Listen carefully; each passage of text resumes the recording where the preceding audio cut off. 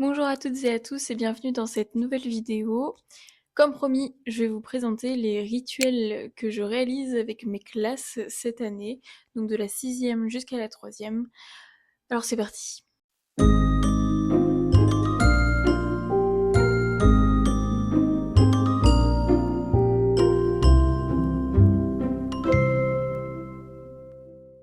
Alors premièrement, petit rappel, je suis professeure d'éducation musicale et de chant choral, donc l'ensemble des rituels que je vais présenter vont être ciblés pour cette matière.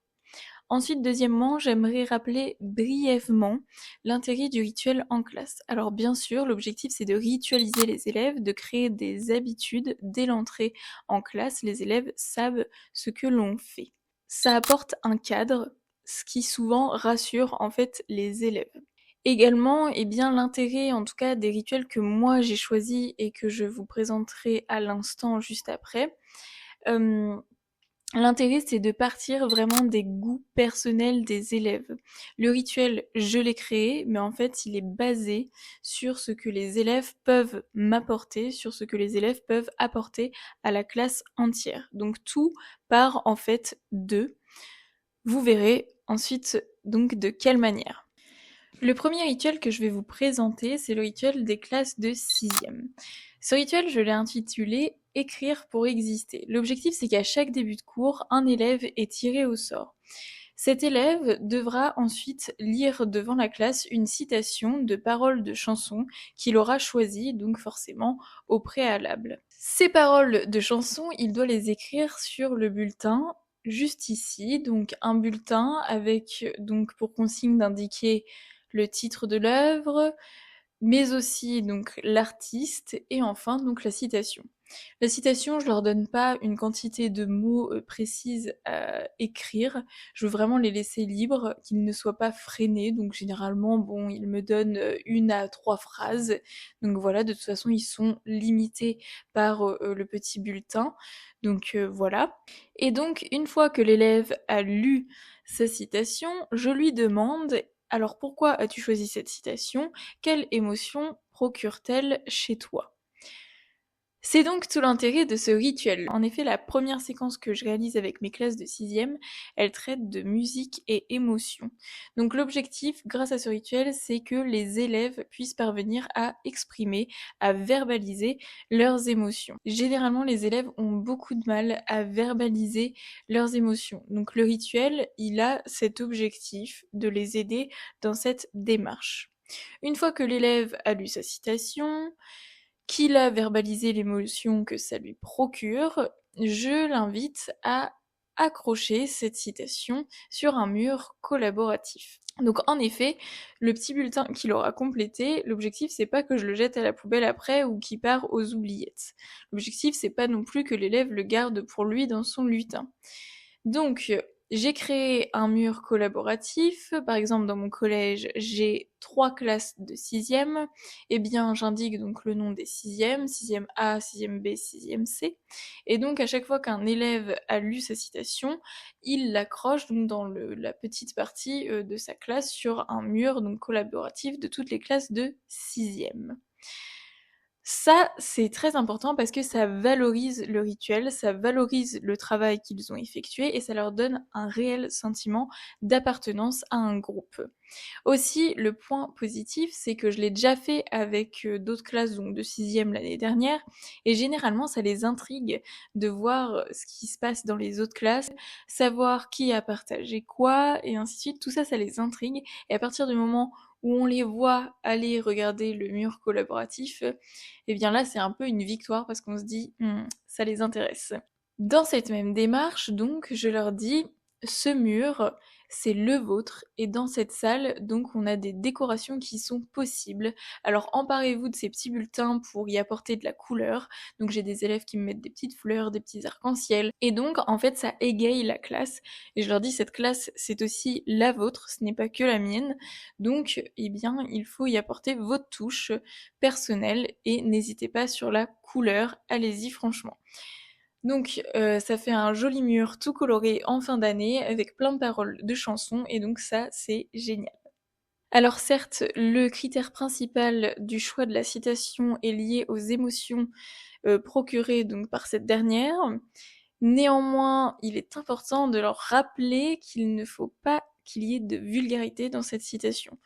Voilà, il y en a toujours qui tenteront, donc vaut mieux poser le cadre directement, indiquer les règles précises, on ne veut pas de vulgarité dans la citation présentée.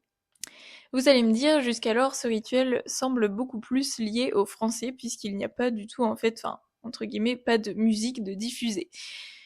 Donc, avant chaque vacances, je réalise donc un blind test avec, eh bien, selon la période, 6 ou 7 citations. Donc je sélectionne au sein de la chanson la citation de l'élève qui l'a partagée et donc on fait un léger blind test. Les élèves doivent donc deviner eh bien, l'artiste, mais aussi le titre de la chanson, qui leur a déjà été présenté eh bien, forcément en amont, vu qu'un de leurs camarades en fait a choisi de présenter cet extrait. Et donc, ils doivent aussi essayer de se souvenir de quel camarade a partagé cette citation. Et pour les aider à se souvenir, j'ai créé cette petite fiche, donc une fiche où les élèves indiquent la date du jour. Aujourd'hui, un tel nous a présenté cette citation issue de telle chanson et de tel artiste. Et donc voilà le rituel de mes classes de 6e. Je passe maintenant à la présentation du rituel de mes classes de 5e. Ce rituel, je l'ai intitulé l'artiste infiltré. Alors, encore une fois, à chaque début de cours, un élève va être tiré au sort. Et donc, en tant qu'artiste infiltré, eh bien, il va incarner un artiste. Généralement, je préfère lorsque c'est un artiste, eh bien, qu'il apprécie lui. Et donc, il va se faire passer pour cet artiste et essayer de faire deviner à ses camarades qui il est. Donc, c'est un peu, en fait, un qui suis-je. Alors, pour guider ce qui suis-je, j'ai préparé en fait un bulletin qu'ils doivent remplir. Le voici juste ici.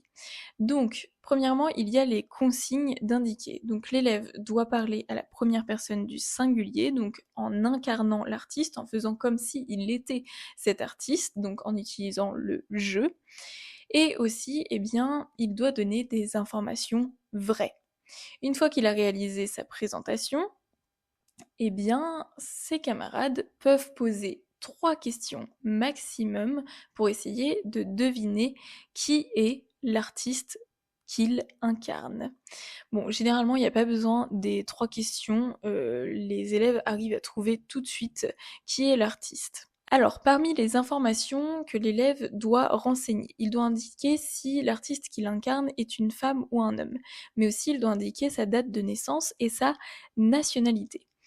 Enfin, je lui demande aussi le style musical de prédilection de cet artiste, la date de sortie de son premier album, le plus grand tube de cet artiste, et enfin, il termine par donner une petite anecdote ou un fait amusant sur cet artiste. Alors, généralement, justement, cette histoire d'anecdote ou fait amusant, bon, les élèves voient pas trop quoi mettre, donc moi, en tout début d'année, lors de la rentrée, je réalise le rituel moi-même et donc je choisis Maître Gims parce que c'est justement un peu plus facile pour l'histoire de l'anecdote avec les lunettes de soleil qu'il porte tout le temps. Et donc voici ce que ça donne. J'ai rempli le bulletin moi-même en fait pour leur montrer. Et donc voici le bulletin, vous l'avez juste ici, et c'est donc moi qui l'ai rempli pour infiltrer Maître Gims. Alors, quel est l'intérêt de ce rituel cette fois-ci? Un peu comme les classes de 6e, l'objectif c'est d'accrocher ensuite ces petits qui suis-je, donc ces artistes infiltrés, sur un pan de mur de la classe. Alors comment je justifie ça auprès des élèves? Eh bien souvent je leur montre une frise chronologique qu'il y a dans la salle. Souvent ces frises chronologiques sont remplies de portraits d'artistes qu'ils n'écoutent pas forcément. Donc je leur dis, bon bah vous voyez dans cette salle il y a une frise chronologique. Je suis pas sûre que vous écoutiez du Chopin, du Beethoven et du Mozart à tout va. Donc moi je veux que dans cette salle, il y ait aussi des profils d'artistes que vous écoutez, que vous connaissez. Et donc en fait, je les invite à accrocher ces petits bulletins dans la salle. Comme les 6e, je leur dis qu'ils peuvent décorer donc la feuille de papier comme ils le souhaitent. Et donc on accroche ceci au fur et à mesure de l'année sur le mur. Et à la fin, eh bien, ça fait un panel de biographies. Sauf que les élèves, eh bien, ils se rendent pas compte qu'ils font des recherches, ils ne se rendent pas compte qu'ils font des biographies. Et donc, le fait d'enlever ces deux termes, d'appeler ça artiste infiltré, ils sont plus motivés pour le faire. Et en fait, c'est beaucoup plus ludique. Encore une fois, vous allez peut-être me dire que tout ceci manque un peu de musique. Alors, à la même manière, des sixièmes, eh bien, je vais réaliser un petit blind test avant les vacances. Alors, qu'est-ce que je diffuse dans ce blind test? Eh bien, tout simplement, dans les bulletins que je vous ai montrés, donc pour les classes de cinquième avec l'artiste infiltré, eh bien, on a la petite question, quelle est ta chanson la plus connue? Eh bien, cette chanson la plus connue, on va la diffuser avant les vacances au sein de ce blind test et les élèves vont essayer de se souvenir donc de l'artiste associé à cette chanson. Donc forcément, petite consigne à leur préciser, il ne faut pas que dans la chanson la plus connue de l'artiste, il y ait des vulgarités. Il faut qu'ils veillent à ce fait-là. Parce que sinon, eh bien tout simplement, on leur dit bah, je ne diffuse pas dans le blind test la chanson que tu as souhaité présenter, pour la simple bonne raison qu'il y a des vulgarités et que je ne veux pas diffuser ça en classe. Et généralement, eh bien l'argument suivant, donc si il y a des vulgarités, je ne le diffuse pas en classe et donc ça fait moins de contenu pour le blind test qui sera beaucoup plus court, ça les motive. Donc voilà, faut trouver les arguments qui fonctionnent et donc généralement là, celui-ci, ça fonctionne. Je vais maintenant passer à la présentation du rituel des classes de quatrième. En quatrième, j'ai créé un rituel que j'ai intitulé la boîte à musique. L'objectif de ce rituel, c'est qu'à chaque début de cours, on tire au sort une chanson ou une musique que les élèves ont rassemblée au sein d'une même boîte, d'où le nom la boîte à musique. Donc, en début d'année, je présente aux élèves le rituel, je leur indique donc que chaque classe de quatrième a sa petite boîte cartonnée. Je leur dis, vous voyez, dans cette boîte, il y a une petite fente sur le couvercle, et bien c'est pour y glisser des petites choses, et bien ces petites choses, ce sont des bulletins que je leur distribue en début d'année. Voici à quoi ressemblent les bulletins. Sur le bulletin que vous voyez juste ici, eh bien, les élèves doivent indiquer le titre d'une œuvre, donc musique ou chanson, et l'artiste qui a créé donc cette œuvre. La seule consigne, eh bien, c'est que dans cette œuvre choisie, il ne doit y avoir encore une fois aucune vulgarité, puisque l'objectif c'est que cette œuvre soit diffusée au cours de l'année. Vous pouvez le voir, ce bulletin est totalement anonyme. C'est un choix voulu de ma part. Je ne veux pas que les élèves aient à écrire leur nom et prénom parce que parfois, ils ont peur du jugement de leurs camarades. Et donc moi, mon objectif, c'est qu'au fil de l'année, je veux tirer au sort donc une chanson ou une musique qui a été glissée dans cette boîte. Si, eh bien, sur le bulletin, il y a le nom et le prénom de l'élève, eh bien, ça le stresse parce qu'il a peur du regard des autres, que les autres le jugent par rapport à ses propres goûts musicaux. Donc moi, je préfère que ce soit anonyme. Mon seul objectif, c'est de récupérer leur goût personnel, de récupérer les musiques qu'ils écoutent au sein de cette boîte. Et donc moi, de savoir qui écoute quoi, en réalité, ça ne m'intéresse pas vraiment. Je vais vous expliquer ensuite pourquoi. Donc, une fois que ces petits papiers ont été déposés dans la boîte, moi, en tant qu'enseignante, je dois vérifier si la consigne de la non-vulgarité a été respectée. Je veux vérifier que dans chaque chanson, il n'y ait aucune vulgarité. Pour ce faire, eh bien, une seule solution, prendre de son temps et écouter toutes les œuvres qui ont été déposées dans la boîte. Donc, c'est un rituel qui prend du temps, c'est celui qui prend le plus de temps parmi tous ceux que je vais vous présenter. En effet, il faut donner de son temps pour tout réécouter et filtrer en fait les musiques, les chansons qui ont été partagées. Il faut absolument faire cette étape parce qu'il y a des élèves, des petits malins qui vont vouloir tenter, qui savent qu'il y a la consigne de la non-vulgarité, mais pour rappel, les bulletins sont anonymes et ça ils le savent très bien, donc ils savent qu'on ne peut pas retracer vers eh bien l'élève qui a partager la musique. Donc moi, s'il y a des vulgarités, je peux pas ensuite disputer entre guillemets l'élève qui a mis donc la chanson avec les vulgarités. Donc c'est de ma responsabilité de prendre un temps, donc une semaine, pour tout filtrer. Une fois que tout a été filtré, eh bien on peut se lancer dans le rituel.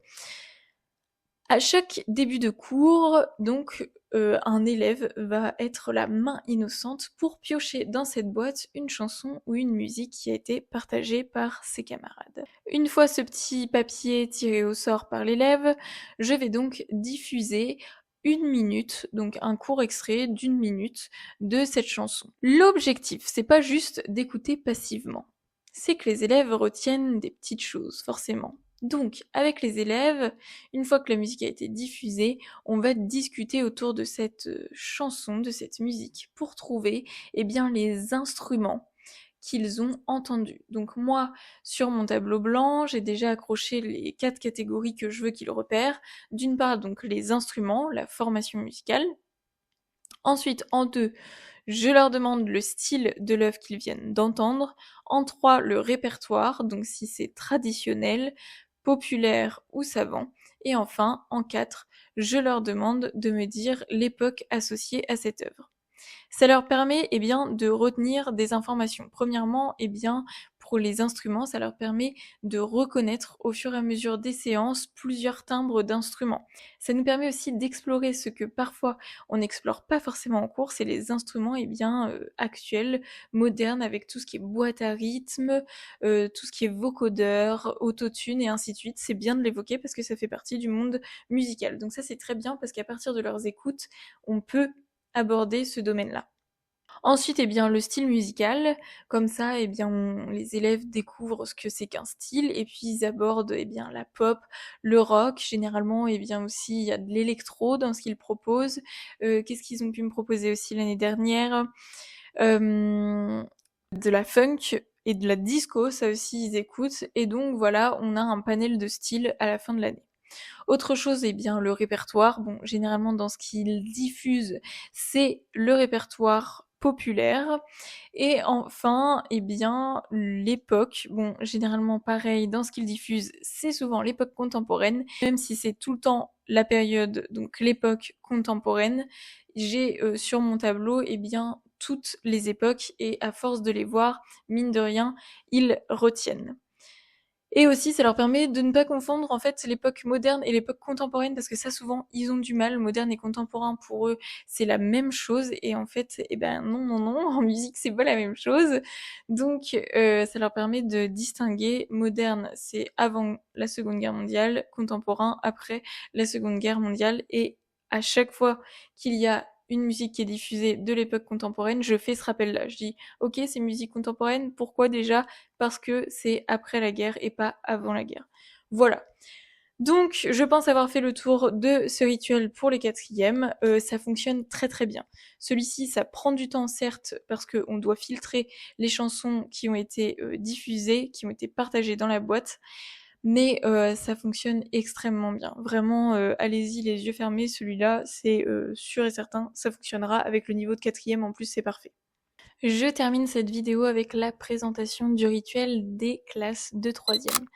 Ce rituel, cette fois, je l'ai intitulé le Flash Culture. Objectif, c'est qu'à chaque début de cours, un élève, une nouvelle fois, est tiré au sort. Cet élève va avoir 1 minute pour convaincre toute la classe, y compris moi, convaincre tout le monde d'écouter la musique qu'il souhaite donc nous faire partager. Donc, c'est un travail qui va être évalué. C'est le seul rituel que j'évalue. Pourquoi je l'évalue? Parce que les élèves, l'objectif en troisième, c'est quand même qu'ils passent le brevet. Et dans le brevet, eh bien, il y a un oral. Et pour se préparer à cet oral, c'est très important, eh bien, qu'ils aient fait des oraux au cours de l'année de façon régulière. Et donc, moi, ce que j'évalue, c'est pas le contenu de ce qu'ils racontent.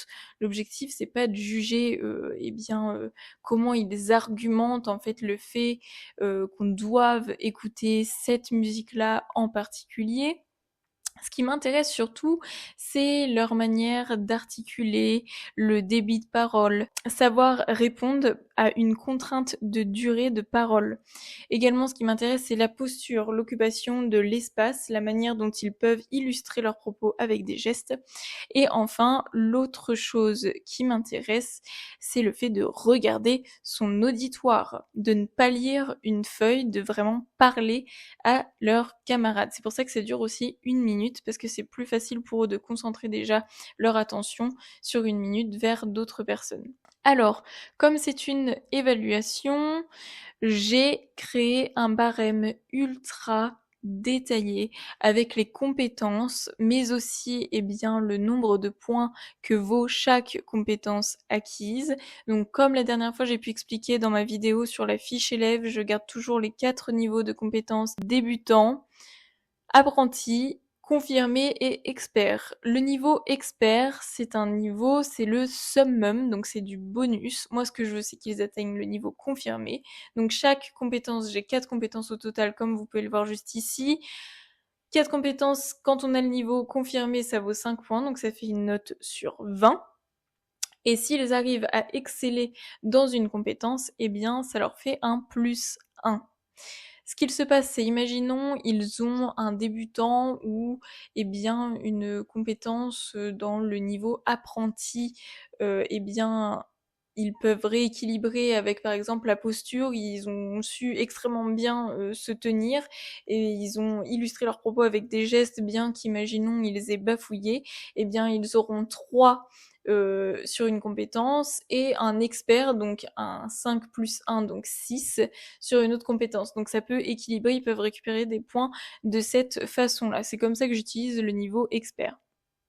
Certains élèves, lorsque je leur ai présenté ce petit rituel, m'ont dit oui, mais imaginons madame, on a niveau expert à toutes les compétences. Bon, déjà, j'aurais répondu que c'est très rare, mais imaginons qu'ils excellent dans tout, eh bien, je me suis engagée à, lors d'une évaluation de fin de séquence, leur rajouter un plus 1, parce qu'il est possible qu'ils aient toutes les compétences en niveau expert, et je trouve quand même que c'est important de les valoriser par rapport à ce niveau d'acquisition. Donc, une fois qu'ils ont eu 20 sur 20, de leur ajouter un plus 1, c'est pas possible sur Pronote. Donc à partir de ce moment-là, je m'engage à leur rajouter un plus 1 sur l'évaluation de fin de séquence qui suivra. Voilà l'objectif. Alors forcément, si c'est un exercice qui est noté mais qui est réalisé avec un tirage au sort à chaque début de cours, ça veut dire que tous les élèves ne passent pas d'un coup en un trimestre.